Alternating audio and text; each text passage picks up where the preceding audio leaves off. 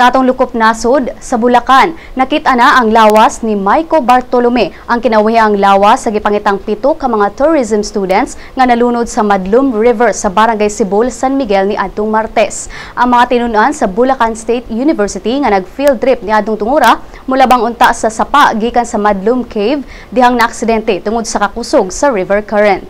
Nak-recover ang lawas nila ni Micael Alcantara, Helena Marcelo, Sian Alejo ug Michelle Ann Bronzon niadtong Martes sa hapon. Ug niadtong Miyerkules nakita ang mga lawas nila ni Jeanette Rivera ug Madel Navarro. Apan gahapon ra nakit-an si Bartolome. Samtang laing duha ka mga tinun-an ang naluwas sa mga tourist guides. Nasayran nga ang mga tinun-an gusto untang mag-hiking sa Mount Manalmom apan giingnan ng daan nga delikado ang lugar tungod sa grabeng pagbaha. Ang tourist spot sa San Miguel kasamtangang gisirad-an tungod sa insidente.